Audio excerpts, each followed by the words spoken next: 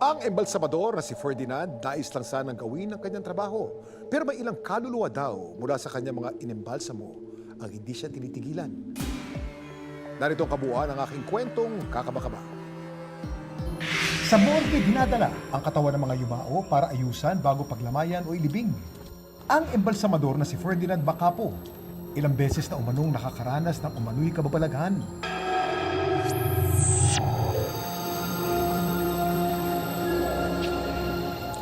Ang sakit eh.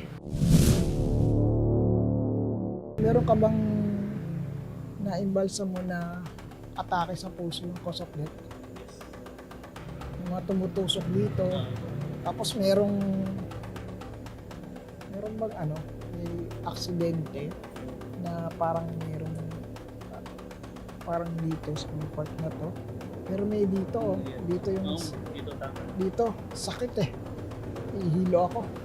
Gamit ang ghost box, sinubukan niya makipag-usap sa mga kaluluwang nagpaparamdam umano sa punerarya. Ilan kayong spirito na naririto ngayon? Pwede ba kitang makausap? Pwede ko bang malaman ang pangalan mo?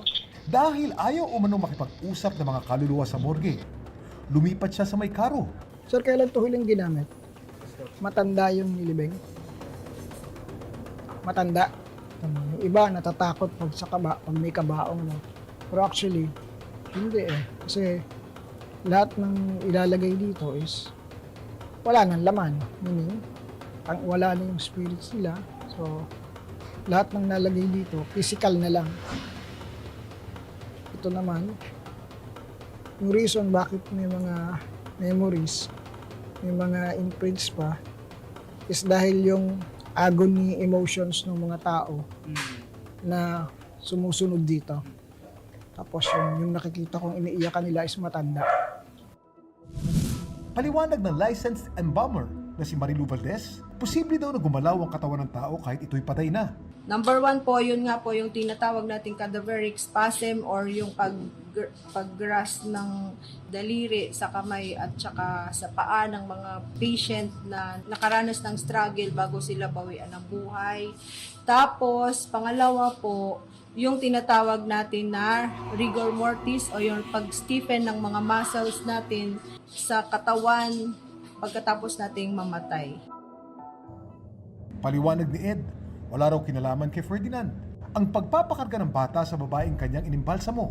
Based dun sa kwento niya, nagpapakarga yung bata doon sa iniimbalsamo niya. So, ibig sabihin, nakikita nung bata yung spirits nung kanyang iniimbalsamo. So, separated siya doon. Hindi sa kanya, hindi siya mismo yung pinaparamdaman. Kasi yung kaanak pa din ang gustong lapitan. Pero ang sundan hanggang sa panaginip ng kanyang iniimbalsamo.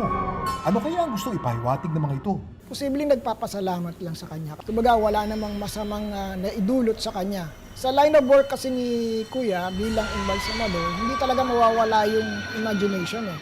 And yan yung pinaka numero 1 na nagbibigay ng takot sa mga tao.